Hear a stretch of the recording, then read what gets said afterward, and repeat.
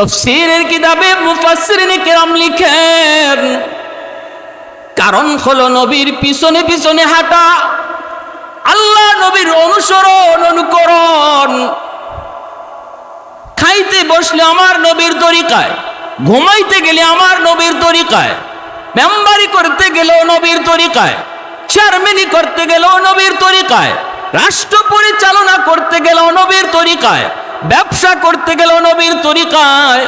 হার লাইনে যখন একজন মানুষ বন্ধু তোমার তরিকাটাই ফলো করবে, তাকে জানিয়ে দিও সে আমাকে পাওন লাগতো না, আমি তারে ফায়া নিমু। সুবহানাল্লাহ, জোরে কও। আমাকে পাওন লাগতো না, আমি তারে তুইলা নিমু। এর অর্থ হলো আল্লাহ বুঝাইতে চান রাস্তাটা অনেক বড় কঠিন, আমার বন্ধুর পিছনে পিছনে আসাটা এত সহজ নয়। হাঁটতে গেলে তুমি জায়গায় জায়গায় পড়ে যাবা। আমার বন্ধুর পিছনে পিছনে তুমি হাঁটার নিয়ত করে শুরু করেছো, কিন্তু বান্দা মাঝে মাঝে তুমি হুচট খেয়ে পড়ে যাবা। আমার বন্ধুর অবিকল নমুনা তোমার হবে না, ইত্তেবা তুমি পুরাপুরি পারবা না, নিয়ত তোমার পুরাপুরি করার। এরপরও কোনো জায়গায় তোমার কোনো কিছু ঘাটতি হয়ে যাবে, ফিসলা খাইলি বায়, হুসট খাইলি বায়। যখন হুসট খাইবা তখন আমি যায় তোমারে দৈরে লাইমু। সুবহানাল্লাহ। কেমনে? ছোট শিশু যখন হাঁটা শিখে, ছোট ছোট বাচ্চারা যখন হাঁটা শিখে, বাবা যখন বাচ্চারে হাঁটা শিখায়, মা যখন ছোট্ট শিশুটারে হাঁটা শিখায়, ওই জায়গা থেকে শিশুটারে ডাক দেয়া কয়, মায় ডাক দেয়া কয়, বাবা এই যে আসো, এই যে আম্মু, এই যে আম্মু, এই যে আব্বু, এই যে আব্বু। এই বইলা শিশুটারে মা হাঁটা শিখায়, বাবা শিশুটারে হাঁটা শিখায়। মা ভালো করে জানে বাচ্চাটা এই পর্যন্ত আসতে পারবে না, বাবা ভালো করে জানে এই পর্যন্ত আসতে পারবে না, মাত্র হাঁটা শিখেছে, 2 কদম 3 কদম দিয়েই বাচ্চাটা হয়তো পড়ে যাবে।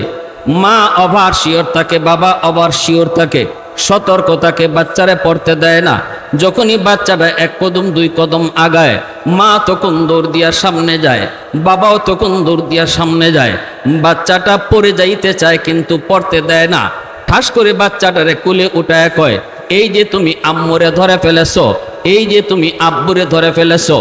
না না, এই জায়গায় বাচ্চায় ধরে নাই, ধরছে যায় মায়, ধরছে যায় বাবায়। কিন্তু বাচ্চারে বুঝ দিয়া কয়, এই যে তুমি আব্বুরে ধরছো, এই যে তুমি আম্মুরে ধরছো। সাহস যুগায়, সাহস যুগায়।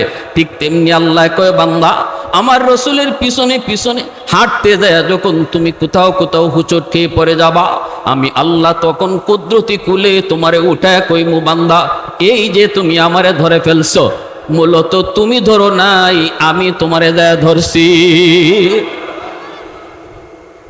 কুল ইন কুনতুম তুহিব্বুনাল্লাহ ফাত্তাবিউনি ইউহিব্বুকুমুল্লাহ। ইউহিব্বুকুমুল্লাহ কইয়া আল্লাহ প্রসঙ্গ ঘুরাই লইছেন। ভাইরা বন্ধুরা, আরেকটা জিনিস হলো, এরপরে আল্লাহ পাক বলেন, ওয়ায়াগফির লাকুম যুনুবাকুম ওয়াল্লাহু গফুরুর রহিম। আল্লাহু আকবার, জোরে কোন। আল্লাহ কই, বান্দা যখন তুমি আমার বন্ধুর পিছনে পিছনে হাঁটতে আইয়া আমি আল্লাহর বাড়ি পর্যন্ত পৌঁছতে যাইয়া তুমি হুচট খায়া পড়বা, কখনো কখনো ফইরা তোমার পায়ে একটু ব্যথা লাগবে, কখনো কখনো ফইরা তোমার গায়ে একটু ধুলাবালি লাগবে। বাচ্চা যখন মার কাছে আসতে চায়, কখনো কখনো ফইরা যায়, ফললে মা টান দিয়ে বুকে তুলবার সময় কিন্তু কাপড়টার একটা জারা দিয়া লয়, ঠিক না নি? বাচ্চাটার গায়ে ধুলা লাগছে, মা কিন্তু ঝাড়া দিয়া ধুলাটারে সরাইছে। আল্লাহ কয়, বান্দা আমার বন্ধুর পিছনে পিছনে তুমি হাঁটার চেষ্টা করেছো, আর মাঝে মাঝে তুমি হোঁচটকে পড়ে গেছো। এর অর্থ হলো মাঝে মাঝে তোমার গায়ে কিছু গুনাহ লাগছে, মাঝে মাঝে তোমার শরীরে কিছু গুনাহ আর আচরে লেগেছে, ধুলাবালি লাগছে মানে গুনার কিছু আচরে লেগেছে। কিন্তু আমার বন্ধুর পিছনে পিছনে নিয়ত কইরা হাঁটার কারণে আমি আল্লাহ তোমাকে আমার কুলে তুলব, তোলার আগে তোমার গায়ের যে গুনার ধুলাবালিগুলি, ওয়াগফির লাকুম যুনুবাকুম, তোমার ধুলাবালিগুলিও আমি ঝাইরা পরিষ্কার করে দিব। মা যেমন সন্তানকে কুলে তোলার আগে ঝাড়া দিয়া শরীরের ধুলাবালিগুলি পরিষ্কার করে কুলে উঠায়, আল্লাহ রাব্বুল আলামিন কয় বান্দা তোমাকেও আমার কুদরতি কুলে তুলবো, তোলার আগে তোমার গায়ে যে কিছু গুনার ধুলাবালি লাগছে এটাও আমি পরিষ্কার করে দিব। আল্লাহু গফুরুর রহিম, আমি আল্লাহ শুধু গুনাহ ক্ষমা করি তা না, আমি দয়া আর মায়ার সাথে গুনাহ ক্ষমা করি। আমি বান্দা তোমার গুনাহ মাফ করি রাগান্বিত হইয়া না, আমি তোমার গুনাহ মাফ করি গুসা হইয়া না, আমি তোমার গুনাহটাও মাফ করি অন্তরে দয়া লইয়া। সুবহানাল্লাহ, আর একটু জোরে কও না সুবহানাল্লাহ। এজন্যই সাহাবায়ে কেরাম রাদিয়াল্লাহু তাআলা আনহুম তারা দিন বুঝতেন না, রাত বুঝতেন না, দাঁড়ানো বুঝতেন না, বসা বুঝতেন না, একটাই বুঝতেন আমার গোটা জিন্দিগির নমুনা কেমন করে রসুলের নমুনায় হয়ে যায়, বসাটা কেমন করে নবীর নমুনায় হয়, হাঁটাটা আমার কেমন করে নবীর নমুনায় হয়, আমার ব্যবসা কেমন করে নবীর নমুনায় হয়, আমার সামাজিক অবস্থান কেমন করে নবীর নমুনায় হয়, আমার বুট আমানত এটা আমার নবীর নমুনায় কেমন করে হয়, সমাজের দায়িত্বশীল কারে বানাবো এটাও আমার মন গড়া নিয়তে নয়, এটাও আমার নবীর তরিকায়, ঠিক কিনা জোরে কও। একটাই সমস্যা, সমস্যা একটাই, ভালো করে বুঝি, কিন্তু আমি আজকে চলতেছি আমার মর্জি মতো, আল্লাহরে চাই রসুলকেও চাই, কিন্তু কোন পথে হাঁটলে আল্লাহ পাওয়া যায় এই পথে না। আমি আমার মর্জি মতো ঘর চালাই, আমি আমার মর্জি মতো দোকানদারি করি, আমি আমার মর্জি মতো মেম্বারি করি, আমি আমার মর্জি মতো চেয়ারম্যানি করি, আমি আমার মর্জি মতো এমপিগিরি করি, আমি আমার মর্জি মতো দুনিয়াদারি করি। আল্লাহ কো বান্দা মর্জি মতো চলবি, মরণ পর্যন্ত চলতে পারো, মুখে তুমি দাবিও করতে পারো আল্লাহরে চাই, কিন্তু আমি আল্লাহ বললাম মরণের আগেও একদিন আমার দেখা পাইবা। সাহাবায়ে কেরাম রাদিয়াল্লাহু তাআলা আনহুম আল্লাহর নবীর অনুকরণ করছেন, আল্লাহ তাদেরকে দামি বানায়া দিয়েছেন, খাইতে বসলেও তারা নবীর অনুসরণ করেছেন। আব্দুল্লাহ ইবনে উমর রাদিয়াল্লাহু তাআলা আনহু নবীজির বহুত বড় একজন সাহাবী, সঙ্গী সাথী তাদেরকে নিয়ে সফরে বের হয়েছেন মরুভূমির একটা প্রান্ত। ওই জায়গায় যাবার পর তিনি বলতেছেন কাফেলা থামো, কাফেলা থামায়া তিনি উটের পিঠ থেকে নামলেন, কিছু দূরে যায় তিনি হাজত সারলেন, কিন্তু সাথী সঙ্গীরা বুঝলেন তিনি হাজত সারেন নাই, হাজত সারার মতো তিনি বইছেন, এরপরে ওইটা চইলে আসছেন, আইসা আবার বলতেছেন কাফেলা চলো, সাথীরা বলতেছে হযরত আপনি তো হাজত সারলেন না, শুধু নামলেন ওই জায়গায় যায় বসলেন, আবারও আপনি উঠে চলে আসলেন, কেন আপনি এমন করলেন?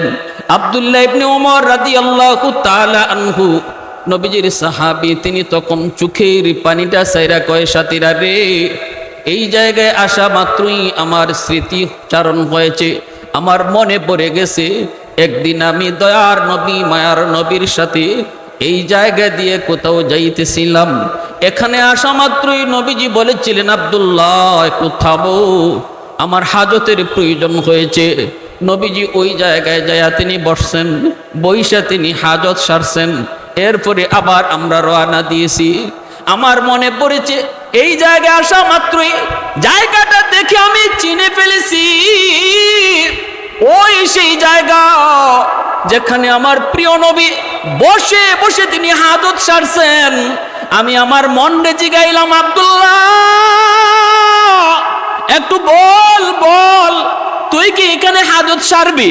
যদি সারতে পারো তাহলে আমার নবীর নমুনায় হয়, আল্লাহু আকবার জোরে খাও, যদি নবীর নমুনায় হাজত সারতে পারো এই কাজটা অন্তত নবীর নমুনায় হয়। কিন্তু আমার মন কয়, আমার দেহ কয় না রে আব্দুল্লাহ, এই মুহূর্তে তো তোমার হাজত সারার কোনো চাপ নাই, তাহলে তুমি কি করবা? তখনই আমার মন আমারে ডাক দিয়ে কয় আব্দুল্লাহ রে, হাজত যদিও তুমি সারতে পারবা না, কিন্তু তোমার প্রিয় নবী এই জায়গায় আসার পর যেইভাবে উটের পিঠ থেকে নামলেন, আবার ওই জায়গাটাতে যেইভাবে বসলেন, আবার যেমন করে উটের পিঠে উঠলেন, এতটুকু কাম তো তুমি নবীর নমুনায় করতে পারো। والليل में जुल्फ़े मोहम्मद के तरन्नुम, والليل में जुल्फ़े मोहम्मद के तरन्नुम, والशम्स बिरुख़सारे अहमद के तरन्नुम, والफजर में सुबह रिसालत की बशारत, والعصر में दौर नबूवत की बशारत, हर फूल में रूय मदीना का तबस्सुम, शाखों की लचक में बेक़दा का तकल्लुम, यासीन से मौला ने कभी उनको पुकारा, यासीन से मौला ने कभी उनको पुकारा, हमीम को भी और कभी तासीन इशारा, ये रमज़ के कुछ आशिक़ माशूक़ के माबैन, समझाए जिन्हें खल्क़ में एक सरवर कौनैन। मोहब्बतेर साथे बोली अल्लाहु अकबर, আরো জোরে বলি আল্লাহু আকবার। বাইরে বন্ধুরা, এবার তাহলে বলুন, সাহাবায়ে কেরাম এইভাবে নবীর অনুসরণ অনুকরণ কইরা তারা লসে ছিলেন না লাভ করছেন? আওয়াজ দিয়ে কোন লস না লাভ? আরো জোরে লস না লাভ? বর্তমানে তামাম দুনিয়া জুড়ে মুসলমানের বিপর্যয়, মুসলমানের লস, একমাত্র কারণ নবীর তরিকা ছাইরা দিছি, নবীজির নমুনা নাই। আজকে আমার ব্যক্তি জীবনে নবীর অনুসরণ নাই, আজ আমার সমাজ জীবনে নবীর অনুসরণ নাই, রাষ্ট্রীয় জীবনেও আমার নবীর অনুসরণ নাই। সব কিছু নিজের মর্জি মতো, ঠিক কি না জোরে কও? সব কিছু নিজের মর্জি মতো, যার কারণে তামাম বিশ্ব জুড়ে মুসলমানের বিপর্যয়। আজকে আল্লাহ আমাদের উপরে নারাজ, চারদিকে মুসলমানের হাহাকার, চিৎকার, কান্নার রুল, কই আল্লাহর সাহায্য আসে না। আমরা তো নারাজ করে ফেলছি, নারাজ করে ফেলছি। দুই বন্ধু, অসুবিধা হইতেছে আপনাদের? বন্ধু দুইজন, একজন খুব অসুস্থ, ঘনিষ্ঠ বন্ধু একজন আরেকজনের ছাড়া কোথাও যায় না এমন। ওই বন্ধু অসুস্থ, আরেক বন্ধু সুস্থ। এলাকায় ওয়াজ মাহফিল, একজন ভালো আলোচক আসতেছেন, যে বন্ধুটা অসুস্থ সে তার বন্ধুকে বলতেছে, দোস্ত আজকের মাহফিলটা যাওয়ার খুব ইচ্ছা ছিল, দোস্ত রে হুজুরে বয়ানটা আমার খুব শুনবার ইচ্ছা, কিন্তু পারলাম না বিছানায়। দোস্ত এক কাজ কর, তুই মাহফিলটাতে যা, নে আমি তোরে রিক্সা ভাড়া দিয়া দিই, আওয়াজ আওয়ার ভাড়া, আর মোবাইলে কিছু এমবি ঢুকাইবে, নে আমি এমবির টাকাও দিলাম, আর আওয়াজ আওয়ার ফতে কিছু বুট মুড়ি খাইস, এটাও কিছু অতিরিক্ত টাকা দিলাম, দিয়া সব পুঞ্জি ফাট্টা বন্ধু দিয়া তারে ওয়াজও ফাটাইছে, ওয়াজটার রেকর্ড করার জন্য, ঠিক না নি? সে কইছে ঠিক আছে দোস্ত, অসুবিধা নেই। আসার পথে সে তার পুরানা বান্ধবীরে পাইছে, প্রেমিকা রঙ্গিলারে ভাইয়া, তার হুশ নেই, এখন ওয়াজে যাওয়ার কথা ভুলে গেছে। প্রেমিকা দেখেই যখন চোখ টিপা দিছে, হে রিক্সা থেকে নামিয়া বুট মুড়ি খাওয়ানি শুরু করছে। যে টাকা দিয়ে এমবি কিনতো, এই টাকা দিয়া বান্ধবীরে আইসক্রিম খাওয়ায়, এইদিকে গফ করে আর খাওয়ায়, ওয়াজের পথে ওয়াজ শেষ, ওয়াজের মাটি আসতে পারে নাই। এখন বন্ধুর সাথে দেখা দেয় না, শরমে কি কইব। পরের দিন বন্ধু তো আর ওয়াজ পাইলই না, বাজারও গেছে, অসুস্থ বন্ধু একটু সুস্থ হইছে, বাজারে গেছে। বাজারে গেছে পরে দেখে মাছাটা হেও আইছে, দোস্ত দূর থেকে দেখা যায়। এই ফাঁকে ওই দোস্তর সাথে আরেকজনে মাইল লাগছে, এমন মার খেসা মার, আর হ্যাঁ এখান থেকে ছায়া ছায়া দেখতেছে। আর মানুষে কই কিমিয়া জীবন ভর দেখলাম, তার লাগি জান দিছ, তার দিকে চোখ তুলে তাকাইতে পারছে না, তুমি আগে যায় দাঁড়াইছো। আজকে তোমার সামনে তোমার দুস্তরে ফিটায় আর তুমি চায় চায় দেখতেছো, ঘটনা কি? হয় এর কপালও আরো কিছু মার দরকার। কেন? দোস্ত অনেক কষ্ট পাইছে, পুঞ্জি দিলাম আমি তোরে, আমার পুঞ্জি তুই রঙ্গিলার তলে ব্যয় করলে, আমার কাম করলি না। আরে আমার ডিউটিটা যদি পালন করতে, ওয়াজটা যদি রেকর্ড করতে, আর আওয়ার পথে যাওয়ার পথে তুই তোর প্রেমিকারে এক গাল কথা কই আইতি অথবা একটা আইসক্রিম খাওয়াই আইতি, আমি হয়তো তোরে জিগাইতামই না যে আওয়ার পথে কোন দিকে চাইছো, কারে কিতা খাওয়াইছো। কারণ আমি ফাটাইছিলাম ওয়াজ রেকর্ড করার লাগে। এই উদ্দেশ্য যদি আমি ফাইলিতাম, আমারটা যদি আমি ফাইলিতাম, তোর হয়তো আসা যাওয়ার পথের কিছু ত্রুটি বিচ্যুতি আমি তোরে জিগাইতামই না। কিন্তু তুই তো আসলটাই বইলা গেলে যে উদ্দেশ্যে তোরে ফাটাইছিলাম। অতএব তুই তোর পথে থাক, আমি আমার পথে, আর তোর সাথে বন্ধুত্ব নাই। ঠিক তেমনি আল্লাহ রাব্বুল আলামিন কয়, বান্দা দুনিয়াত ফাটাইছে আমি আল্লাহ তোরে পুঞ্জি দিয়া, পুঞ্জি দেওয়া আমার। এই সুস্থ দুটা হাত এটা আমার পুঞ্জি, সুস্থ দুটা পা এটা আমার দেওয়া পুঞ্জি, সুস্থ একটা বিবেক এটা আমার দেওয়া পুঞ্জি। সব পুঞ্জি দিয়ে আমি তোরে দুনিয়া ফাটাইছি। একটা কাজ, আমার ডিউটি পালন করবি, আমি আল্লাহর সঠিক রাস্তা দিয়ে হাঁটতে তালাশ করবি। কিন্তু না, তুই আসল কথাই ভুইলা গেলি, যে উদ্দেশ্যে তোরে ফাটাইছি এটাই ভুইলা গেলি। অতএব যা, আজ থেকে তোর সাথে আমার বন্ধুত্ব নাই, তুই তোর পথে থাক, আমি আমার পথে। এজন্যই আল্লাহ আমাদের বন্ধু হওয়া সত্ত্বেও আমাদেরকে আজকে দুশ্মন মারে, আল্লাহ ছায়া ছায়া দেখে, এরপর আল্লাহ সাহায্য করে না। কারণ আল্লাহর কুদরতি কলিজায় আমরা কঠিন থেকে কঠিন ব্যথা দিয়ে ফেলছি। আল্লাহু ওয়ালিয়্যুল্লাযীনা আমানু, আল্লাহ পরিষ্কার বলছেন ইমানদারের বন্ধু আমি। বন্ধু যদি আল্লাহ হয়, বন্ধুরে মারে, বন্ধু ছায়া দেখে কেমন করে? একমাত্র কারণ এটাই, একমাত্র কারণ এটাই, আল্লাহর কুদরতি কলিজায় আমরা ব্যথা দিয়ে ফেলছি। অতএব আল্লাহর খুশি করা ছাড়া আমাদের মুক্তির কোনো পথ, আওয়াজ দিয়া বলেন, আল্লাহরে খুশি করা ছাড়া আমাদের মুক্তির কোনো পথ নাই। বেলাল হাবশি, হাবশার গোলাম, কালো বেলাল, গোলামের ভূত গোলাম, এরপরও আল্লাহর দরবারে এত দামি।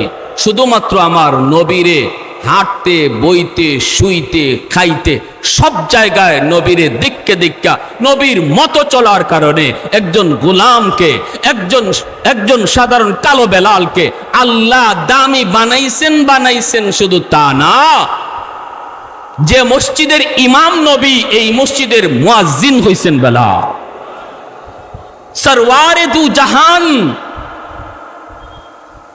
আল্লাহর দোস্ত, কিন্তু তার পিএস বেলাল হাবশি। আবু বকর সিদ্দিক, হযরত ওমর ফারুক রাদিয়াল্লাহু তাআলা আনহুমার মতো সাহাবীরও আমার নবীর সাথে দেখা করার আগে বেলালের পারমিশন নিতে হতো। আওয়াজ দিয়ে কোন সুবহানাল্লাহ, আওয়াজ দিয়ে কোন সুবহানাল্লাহ।